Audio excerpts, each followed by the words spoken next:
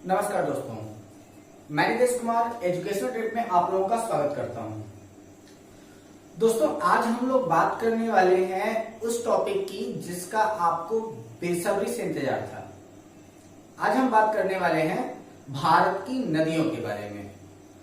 तो दोस्तों, आइए देखते हैं भारत की नदियों के बारे में। तो भारत की नदियों के बारे में जानने से पहले हम लोग जरा से ये बात क्लियर कर लें कि भारत की कौन से राज्य किस स्थान पर हैं, जिसकी वजह से हमें उसको पढ़ने में थोड़ा सा आसानी हो जाए। तो आप लोग यहाँ देख रहे हो कि ये जो आपका भाग है ये आपका जम्मू और कश्मीर का भाग है, और ये जो आपका भाग है वह आपके लद्दाख का भाग है। और ये आपके कश्मीर और लद्दाख दो के दोनों वर्तमान समय में यूटी है, यानी कि यूनियन टेरिटरीज है। इसके बाद यहाँ पर आपका हरियाणा है, ऊपर जो है वो लद्दाख के नीचे आपका हिमाचल प्रदेश है, उसके नीचे आपका उत्तराखंड है, यहाँ आपका उत्तर प्रदेश है, बीच में आपका दिल्ली है। इधर आप आ जाएंगे तो यह आपका राजस्थान है, ये गुजरात है, ये मध्य प्रदेश है, ये छत्तीसगढ़ है, ये झारखंड है, ये बिहार है, ये पश्चिम बंगाल है। ये भाग आपका उड़ीसा का है, ये आपका आंध्र प्रदेश का है, ये तेलंगाना का है, ये महाराष्ट्र है, ये गोवा है, ये कर्नाटक है, ये केरल है और ये तमिलनाडु है।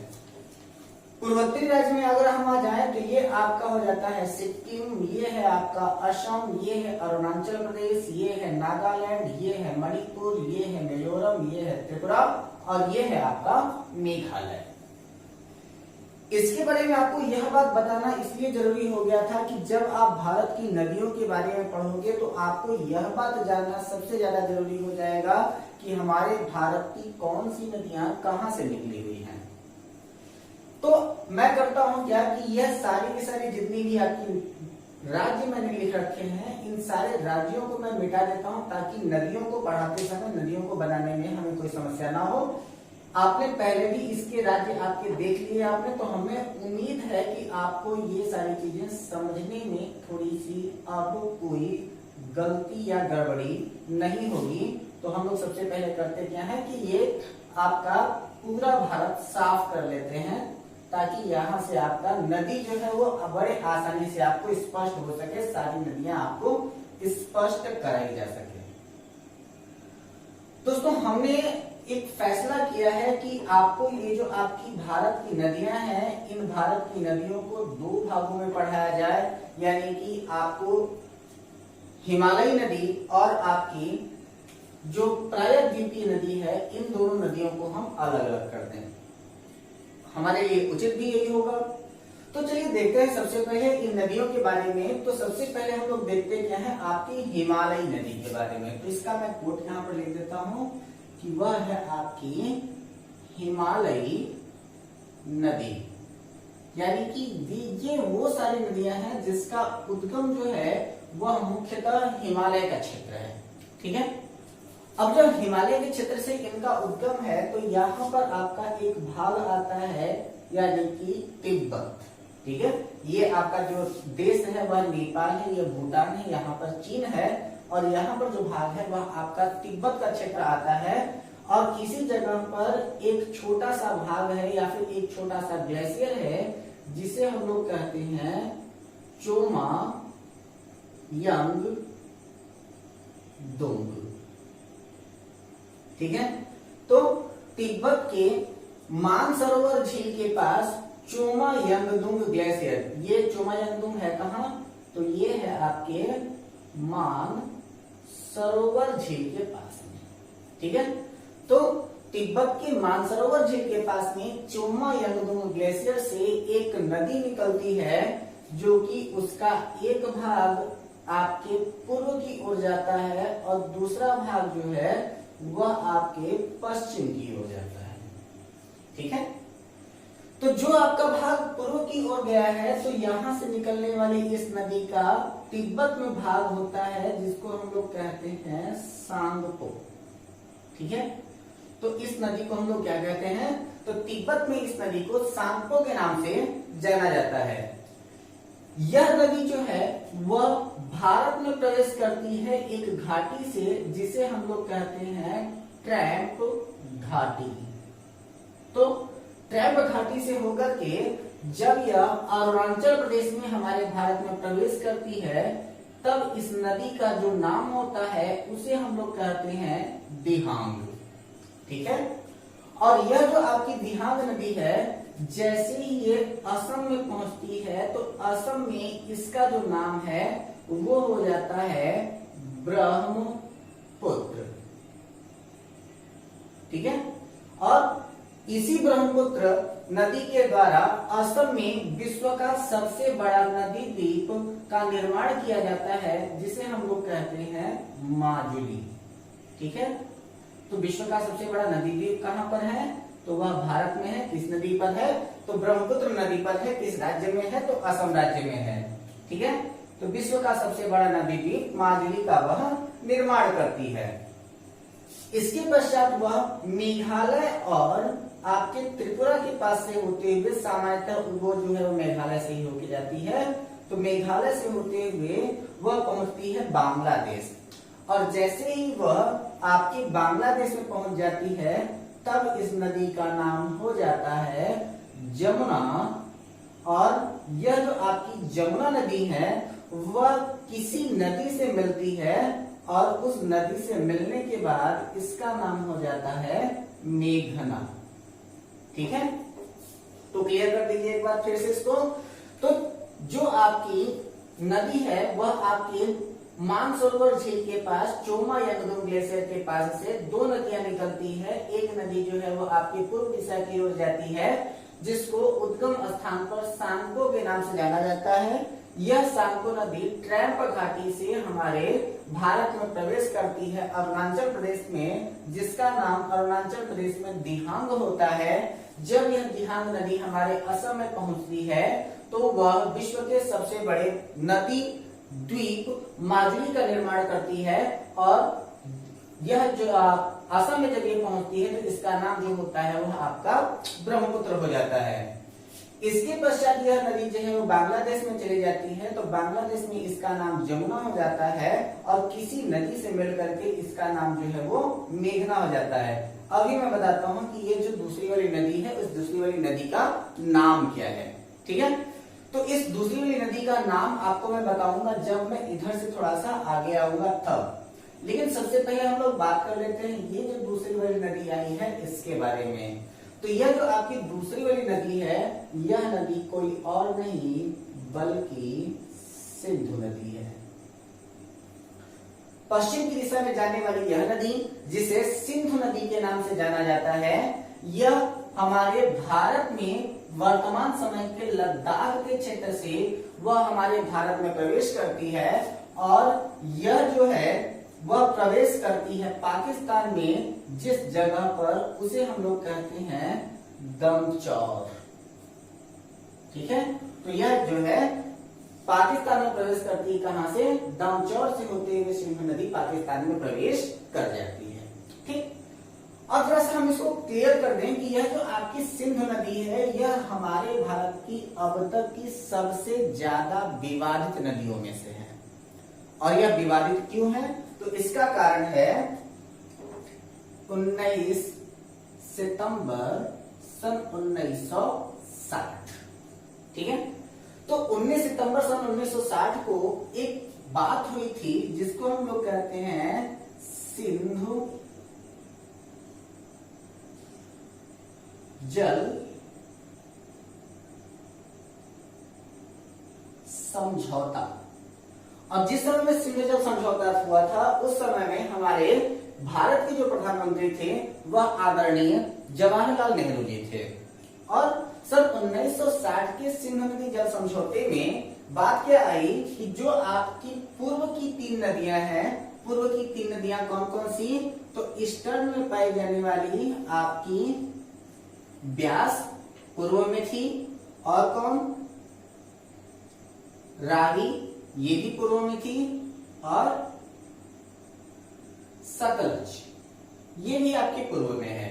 तो यह आपकी पूर्व की तीन नदियां यानी कि ब्यास, रावी और सतलज, इसका 80% भाग भारत इस्तेमाल करेगा और 20% भाग जो है वह पाकिस्तान इस्तेमाल करेगा। ठीक है। यानी कि पूर्व की 3 नदियां यानी कि ब्यास, रावी और सतलज का 80% जल जो है वह भारत और 20% जल जो है वह आपका पाकिस्तान इस्तेमाल करेगा। जबकि वेस्ट की 3 नदियां यानी कि पश्चिम की जो 3 नदियां हैं वह कौन कौन सी, तो वो है आपकी सिंधु, चिनाब और झेलम। ठीक है, इनका 80% भाग जो होगा वह पाकिस्तान और 20% भाग जो होगा वह भारत इस्तेमाल करेगा। यानी कि 19 सितंबर सन 1960 को सिंध जल समझौता हुआ, जिस समय में भारत के तत्कालीन प्रधानमंत्री जो थे वह पंडित जवाहरलाल नेहरू जी थे।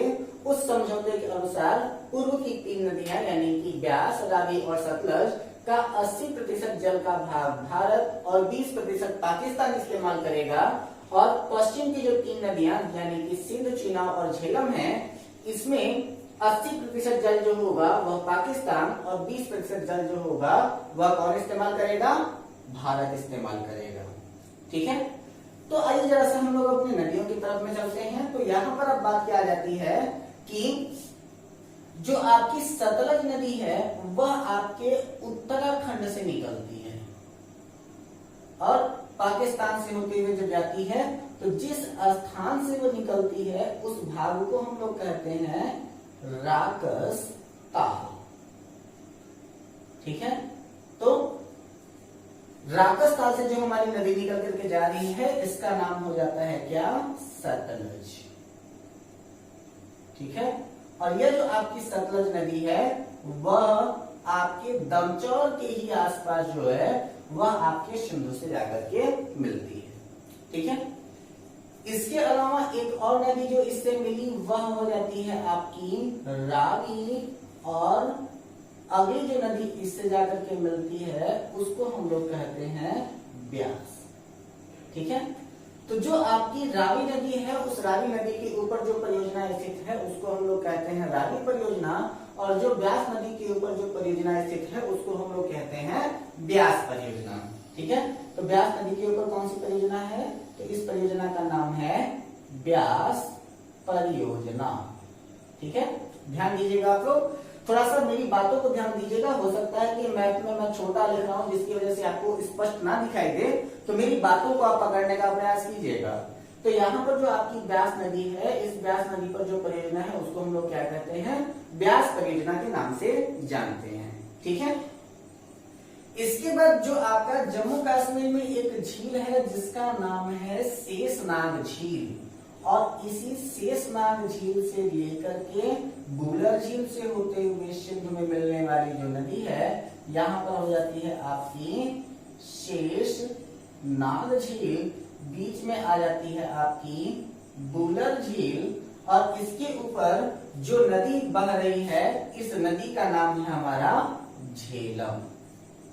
क्या नाम हो जाता है इसका, झेलम। ठीक है, तो यह जो आपकी झेलम नदी है वह शेषनाग से झील से निकलती है, बुलर झील से होते हुए वह जाती है कहां पर, आपके सिंधु नदी में मिल जाती है। और यह जो आपकी झेलम नदी है वह भारत और पाकिस्तान की सीमा बनाने का भी कार्य करती है। एक नदी जो है वो आपके सिंधु नदी में गिरने वाली सबसे लंबी नदी है जिसका नाम है चिनाब। ठीक है, इस नदी का क्या नाम है, चिनाब नदी। और इस चिनाब नदी के ऊपर जो बांध बना हुआ है उसको हम लोग कहते हैं दुलहस्ती। ठीक है, तो चिनाब नदी के ऊपर कौन सा बांध बन गया, तो दुलहस्ती बांध जो है वो आपके चिनाब नदी पर है। और झेलम नदी के ऊपर भी 2 बांध हैं, एक का नाम है सलाल परियोजना और दूसरे का नाम है तुलबुल परियोजना। ध्यान दीजिएगा, एक का नाम है जो है वो आपका सलाल और दूसरे का नाम है तुलबुल। ठीक है, वेरी गुड। तो क्लियर कर देते हैं कि जो आपकी सिंध नदी है वह भी वहीं से निकलती है जहां से सांको यानी कि ब्रह्मपुत्र निकली है, यानी कि चोमा या मानसरोवर से। सिंधु नदी की 5 सहायक नदियां हैं जिनको हम लोग कहते हैं क्या है, रावी, रावी, ब्यास, सतलज, झेलम और चिनाब। सिंधु नदी के ऊपर 19 सितंबर सन 1960 को सिंधु जल समझौता हुआ, जिस समय भारत के तत्कालीन प्रधानमंत्री पंडित जवाहरलाल नेहरू थे। इस समझौते के अनुसार पूर्व की 3 नदियां यानी कि ब्यास, रावी और सतलज का 80% जल भारत और 20% जल पाकिस्तान तथा पश्चिम की 3 नदियां यानी कि सिंधु, चिनाब और झेलम के 80% जल का उपयोग पाकिस्तान तथा 20% जल का उपयोग जो है वो भारत करेगा। रावी नदी पर रावी परियोजना, ब्यास नदी पर ब्यास परियोजना और सतलज नदी के ऊपर अभी मैंने कोई परियोजना आपको बताई नहीं है। बूलर झील के ऊपर ये जो आपकी झेलम नदी है, इस झेलम नदी जो है वो आपके शेषनाग झील से निकलती है, बूलर झील से होते हुए वो सिंधु नदी में मिलती है। इसके ऊपर 2 परियोजनाएं होंगी, आपकी सराल और तुलुल परियोजना, और जो आपकी चिनाब नदी है, इस चिनाब नदी के ऊपर दुल्हस्ती परियोजना स्थित है। जब बात आ जाती है आपके सतलज नदी की, तो यहाँ पर जो आपका सतलज नदी है, इस सतलज नदी के ऊपर एक बांध बनता है जिसे हम लोग कहते हैं भाखड़ा नांगल बांध। ठीक है, तो इसका क्या नाम हो जाता है? भाखड़ा नांगल बांध के नाम से जाना जाता है। और भाखड़ा नांगल बांध के पीछे स्थित जो जलाशय है उसका नाम है गोविंद सागर। ठीक है, यह प्रश्न थोड़ा सा कंफ्यूजिंग है क्योंकि गोविंद सागर और गोविंद बल्लभ पंत सागर 2 अलग अलग परियोजनाएं हैं। जो आपका गोविंद सागर है तो वह भाखड़ा नांगल बांध के पीछे स्थित जलाशय को गोविंद सागर के नाम से जाना जाता है, और रिहंद बांध के पीछे स्थित जलाशय को गोविंद बल्लभ पंत सागर के नाम से जाना जाता है। इस बात का आप लोग विशेष ध्यान रखेंगे। ठीक है, तो सतलज नदी पर जो है वो आपका भाखड़ा नांगल बांध स्थित है। जो भाखड़ा नांगल बांध के पीछे स्थित जो जलाशय है उसी को हम लोग क्या कहते हैं? गोविंद सागर के नाम से जानते हैं। ठीक है, जहां पर आपकी ब्यास नदी और सतलज नदी दोनों आपस मिलती है, तो इन्हीं दोनों के मिलन स्थल से एक बहुउद्देशीय परियोजना निकलती है जिसको हम लोग कहते हैं इंदिरा गांधी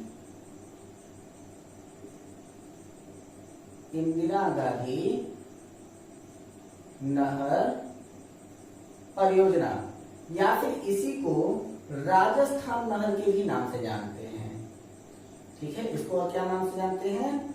राजस्थान नहर के नाम से जाना जाता है। तो ब्यास नदी और सतलज नदी के संगम से एक मानव निर्मित नहर निकल करके आती है जिसको हम लोग कहते हैं इंदिरा गांधी नहर या फिर राजस्थान नहर के भी नाम से जाना जाता है। यह विश्व की सबसे बड़ी मानव निर्मित नहर है। ठीक है, तो अगर आपसे पूछा जाए कि विश्व की सबसे बड़ी मानव निर्मित नहर कौन सी है, तो विश्व की सबसे बड़ी मानव निर्मित नहर जो है वो आपकी इंदिरा गांधी नहर है, या फिर इसी को राजस्थान नहर के भी नाम से जाना जाता है। कोई दिक्कत है यहाँ तक? अगली नदी है वह है आपकी गंगा नदी, और गंगा नदी के बारे में इतनी आसानी से बात कर ले हम तो ऐसे हैं नहीं, तो फिर हम लोग करते क्या है, थोड़ा सा इसको और आसान भाषा में आपको मैं बता देता हूं।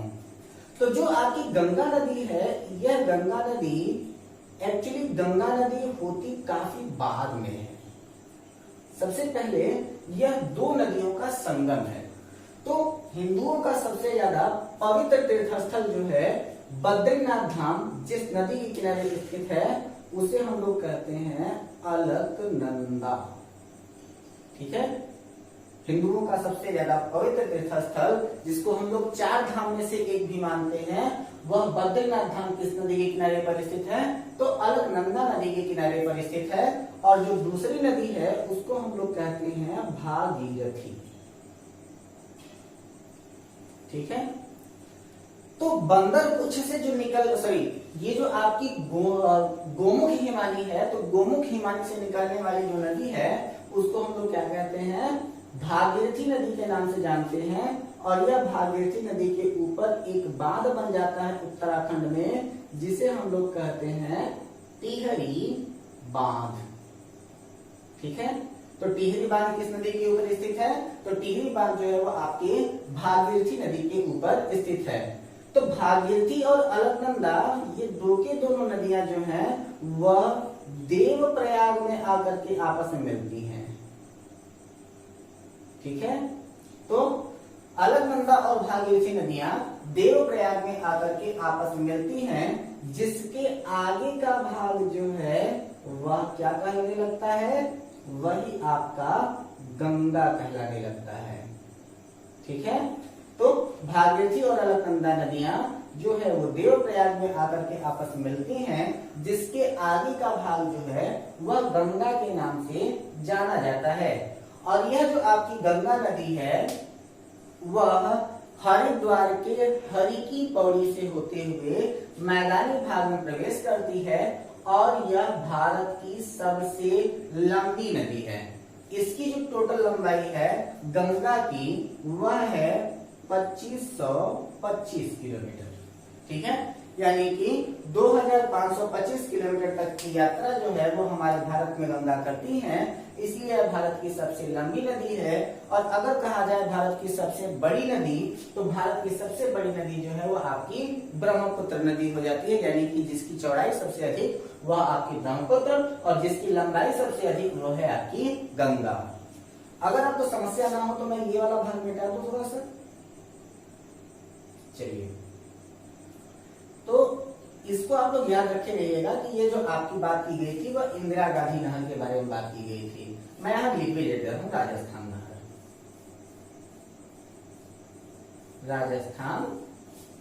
राजस्थान नहर को ही इंदिरा गांधी नहर के भी नाम से जाना जाता है, ये आप लोग जानते हैं। तो अब यहाँ पर जब बात की जा रही है गंगा नदी की, तो इस गंगा नदी की कुछ सहायक प्रमुख नदियां कौन कौन सी हैं? तो सबसे पहली जो सहायक नदी प्रमुख है उसका नाम है नारायणी। ठीक है, कौन सी हो गई? नारायणी। इसके बाद यहां से निकल करके बंदरपुर से होते हुए एक नदी आई है जिसका नाम है यमुना। ठीक है, तो नारायणी, यमुना। नेपाल से आती है एक नदी जिसका नाम है पिंडार। ठीक है, पिंडार हो गई। और कौन? आपकी हिमालय के ही क्षेत्र से निकलने वाली एक नदी है जिसका नाम है मंदाकिनी। क्या नाम हो जाता है इसका? मंदाकिनी। आपके नेपाल से ही आती है एक नदी जिसे शारदा नदी या फिर काली नदी के भी नाम से जाना जाता है। इसको मैं कहां से निकाल दूं? इसको थोड़ा सा ऊपर कर देता हूं मैं, और यहां से वो नदी आ जाएगी।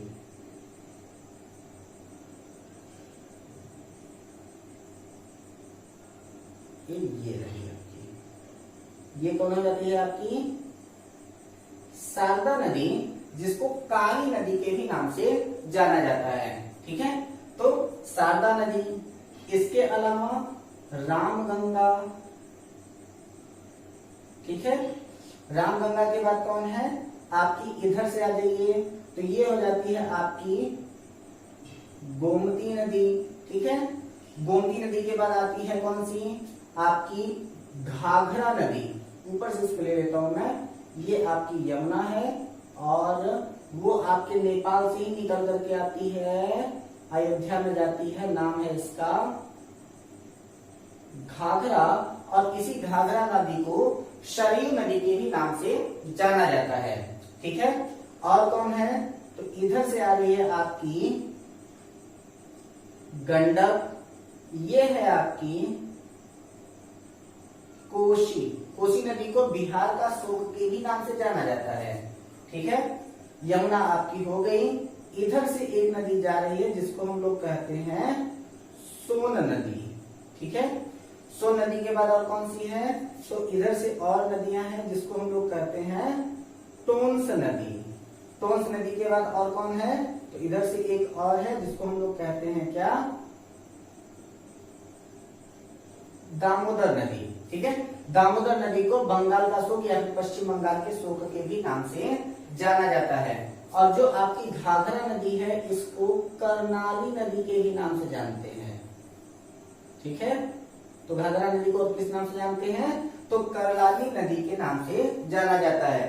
तो आपकी गंगा की सहायक नदियां कौन कौन सी हो गई? सब के सब आपको पता ही नहीं चल रहा होगा, मैं एक बार पढ़ देता हूं। तो वह कौन कौन सी हो जाती हैं? तो इधर देखिए, ये रही आपकी नारायणी। नारायणी के बाद आपकी पिंडार, इधर है पिंडार, पिंडार के बाद मंदाकिनी, मंदाकिनी के बाद शारदा, शारदा के बाद फिर रामगंगा, रामगंगा के बाद फिर आपकी गोमती, गोमती के बाद फिर आपकी घाघरा या फिर करनाली, इसके बाद है आपकी गंडक, गंडक के बाद कौन हो जाती है आपकी कोशी, कोशी के बाद हो जाती है आपकी यमुना, यमुना के बाद हो जाती है सोन, सोन के बाद हो जाती है टोन्स, टोन्स के बाद हो जाती है आपकी दामोदर नदी। ये कुछ प्रमुख नदियां हैं जो गंगा की सहायक नदियों के नाम से जाना जाता है। जिनमें से जो कुछ प्रमुख नदियां हैं उनके बारे में मैं बता दूं तो जो आपकी घाघरा नदी है इसको कर्नाली नदी या फिर सरयू नदी के भी नाम से जाना जाता है। यह नदी नेपाल से निकल करके आती है। जो आपकी यमुना नदी है वह बंदरपुछ से निकलती है। जो गोमती नदी है वह पीलीभीत के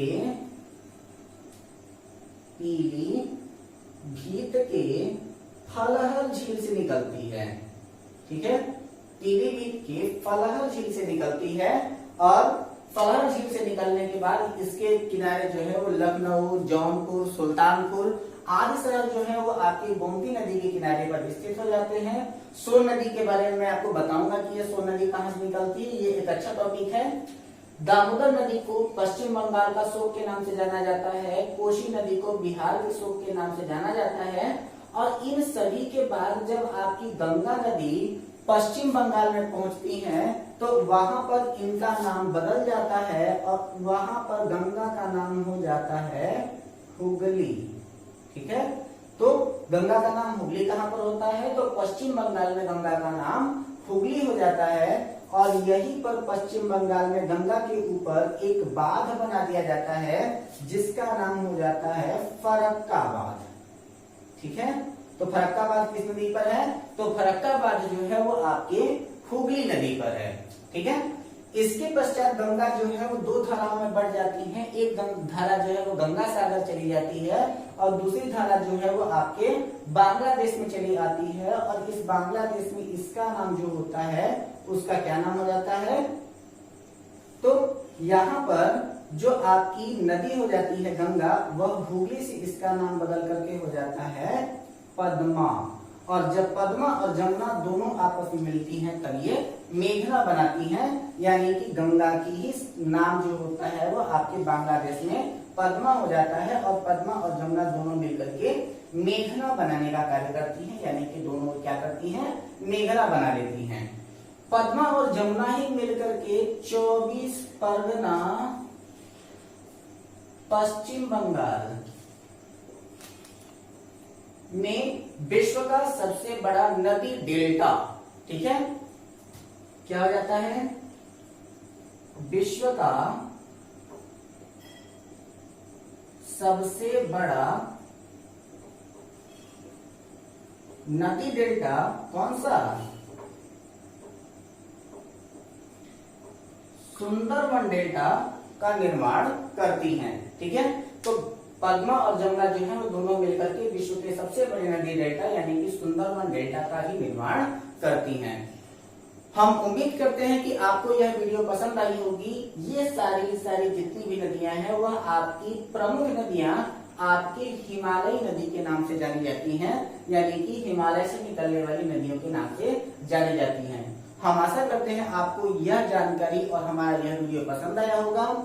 अगर आपको हमारा यह वीडियो पसंद आया हो तो हमारे इस चैनल को लाइक करें तथा अपनी राय हमारे कमेंट बॉक्स में जरूर दें। यदि आप हमारे चैनल पर नए हैं तो हमारे इस चैनल को सब्सक्राइब करके बेल आइकन दबाना ना भूलें तथा इस वीडियो को ज्यादा से ज्यादा लोगों को शेयर करें।